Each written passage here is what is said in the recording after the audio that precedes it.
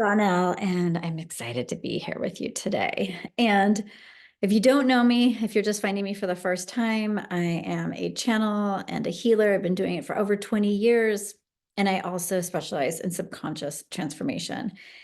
And I wanted to share this video that is just from my heart today about some things that I see women experiencing, but also myself. And we just had this big Scorpio full moon, and it brought up Scorpio. As you know, if you don't follow astrology, it is going to bring up our shadow material. It is going to show us the things that we haven't really been able to see, and it illuminates them, right? And it kind of brings it to us on a silver platter, if you will. And so I noticed that there's this thing that's been really showing up for me around the good girl, bad girl mentality. So that's something I want to get into. But also this thought about having done something wrong. Okay. So it doesn't matter what kind of history you have, I bet there is a part of you that when something doesn't go right in your life, you feel like you've done something wrong. And you might even label yourself as a good girl or bad girl. Because back when I was being parented, unfortunately, like I think of that, like when I hear good girl, bad girl, I think of that as like somebody talking to a dog, like good girl, bad girl. But to a human, I mean, but I think parenting has evolved. So I'm not going to get too much into that. But I think that there's this mentality of like, if you're behaving, then you're good. If you're misbehaving, you're bad. And we create our love stories based on that. Like we really see ourselves through the lens of what we were told as kids, what was good and what was bad. And so you might have shut down parts of yourself based on that. And the way that you love yourself might be only when you feel like you're showing up in the ways that are deemed socially acceptable and good. And when you do something bad or something's not working out in your life, you might immediately create and go within yourself and say, what did I do wrong? Like, why is this difficult for me? So I personally just went through a huge death portal, and I moved states. I had lived in San Diego for 33 years up until December 16th of 2023. So depending on when you're listening to this video. And so I moved to Boise, Idaho, and it was something that I wanted to do. It was something that was a huge, long process. It wasn't like an easy thing for me to actually undertake. There was a lot of moving parts and pieces. I have two daughters. There was custody involved, all sorts of things. But I made it happen. And that's part of, you know, one of the things that I'm so proud of in my life. Okay. But I didn't realize that when I moved, it was going to be this kind of domino effect, if you will, of change and shifts and new beginnings. And of course, I knew being in a new state was going to be a new beginning, and I get to be with my beloved partner that I absolutely adore. And so there sometimes in life are these very intentional changes that you're making, and you're excited to make them, but you don't understand that in order for that thing to happen, something needs to shift or move. And I thought it was just going to be leaving San Diego, but I underestimated it. And when I moved, I went through this time where all of a sudden the things that I was doing before in my business, it's right now my teacher is my business. And what worked for me before wasn't working the same way. And this is something I really want you to understand and hear, is that when we shift our consciousness, like when you make a big change like that. So like I'll use myself as the example. The person that I was in San Diego is no longer the person that I am today. Like when you shift your geography, your dynamics, who you're around, your whole consciousness goes through a metamorphosis. And I'm still going through it. But what I realized was that the consciousness and everything that I was doing that matched it at that time was going to ask to be, it was like almost like the universe was asking me like, okay, so are you ready to change the other things? Because you can't keep doing what you were doing. That was an old version of you. That was an older identity of you. Now you're going to be operating in a new way. And I think I just thought, because I have a business that's location independent. I don't need to be in a certain place, but something shifted. And there's a lot of different factors. Like the economy was a little different. People I think are really burned out in the personal development industry. I'll talk about that in a second. And I found myself trying to do offers that I'd done before and them just not landing. And then it almost felt like I was starting to like throw spaghetti at the wall. Like, okay, let me try this. Let me do this. And ultimately kept getting a little bit further away from my intuition. Started to go more into a little bit of lack and scarcity. And I'm just keeping it really real. This is hard for me to share sometimes because I like to come off as that person that's polished and has everything together. And after I just had this huge manifestation come true for me that I've been working on, and then all of a sudden to be like up and then like feel like I was like falling down and feeling like, oh my God, like, why can't I make all this work? Why can't things just be the same? So when you go through a lot of change, I want to assure you that if things don't work the way they used to, you're on the right track. You're doing really well, that you're exactly where you need to be. And to trust the process of becoming the new version of you, because ultimately, your soul, when you decided, for instance, for me, it was a move. Maybe for you, it's a new job, it's a new relationship, or whatever it looks like. But your soul, if when I made the decision to move, that was a soul directed decision. And what I mean by that is I heard it in my intuition. I was following my heart. It was like very well, the path before me was very well lit. But when I started to have issues in my business and I was like, oh my gosh, maybe I should try this, maybe I should do that. Like I went from trusting my intuition and using that high level of discernment to like, oh my gosh, my mind, logic. Okay, I did this in the past, then this should work. Okay, if I try this, like I stopped really going within and waiting for what wanted to be birthed. And one of the reasons I'm here with you today is because this is one of the things that wanted to be birthed. I kept hearing show up, use your voice, help other women that are in the same situation as you. So one of the things I noticed that started to happen when things stopped going the way that I thought they were supposed to go, because that's how I had it in my mind, that is, these things will just work. Instead of being in a space of trust, I immediately, over time, went into this space of what's wrong with me? What did I do wrong? Why isn't this working? I must have missed something. Maybe there's something I need to heal. Maybe there's something I need to do. Now, don't get me wrong. As somebody who is a professional healer and been doing it for 20 years, I've had many very different iterations of my life because of the healing work I've done. I know it's important to do healing work, but I don't think doing healing work all the time from this space of like, what's wrong with me? I need to fix myself. I'm stuck. I need to, push forward. It's almost like we have a distrust of our connection. And I have a connection with the divine. Maybe you do too. And for me, I wasn't trusting that connection because all of a sudden I was like, like, I have to control this. If I created the problem, I have to fix the problem. So I want to say this much. When you come from the paradigm of what's wrong with me, how did I mess this up?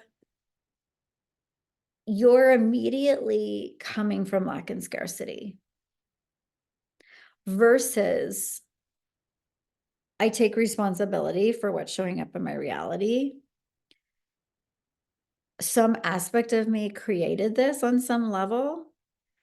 And also, I want you to hear this because in the spiritual, in this personal development, self-help industry, they're like, you create everything because the universe is mental, universal law.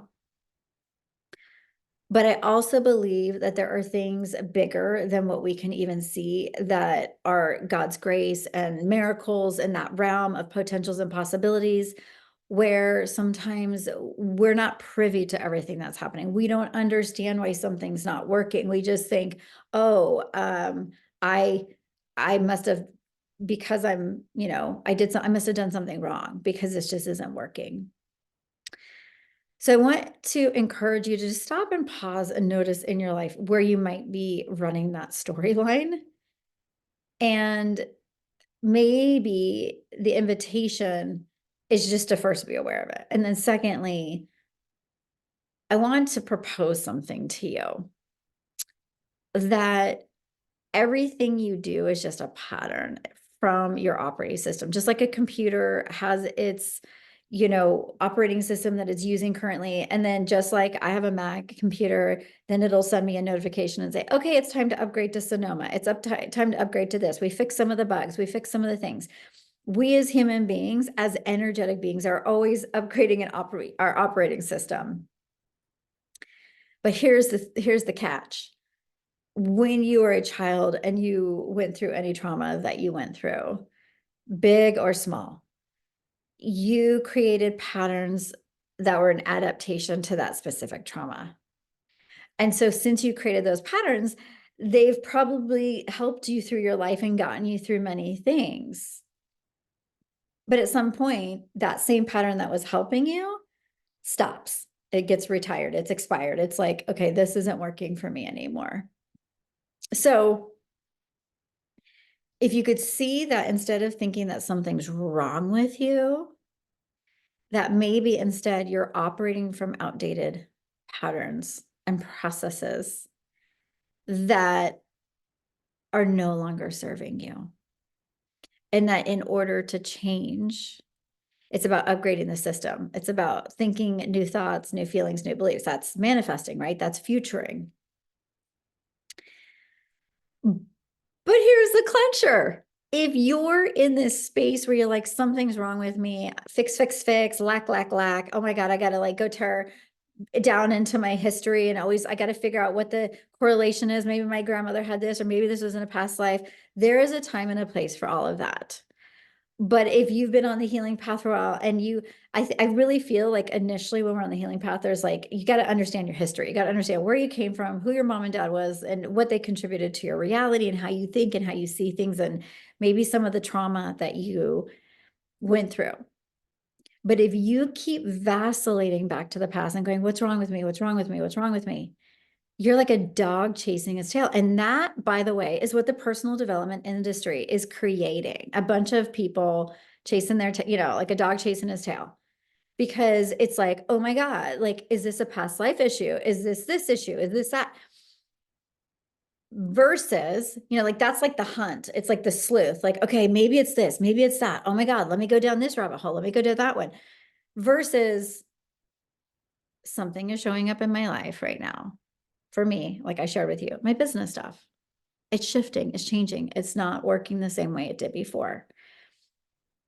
And I could look at the pure fact that the patterns that I used to operate when I was in San Diego were going to be different than the patterns I use here, because I shifted everything. I moved from being a single mom and traveling back and forth every 2 weeks in my relationship to being in a loving partnership where there's safety and there's so much love and nourishment.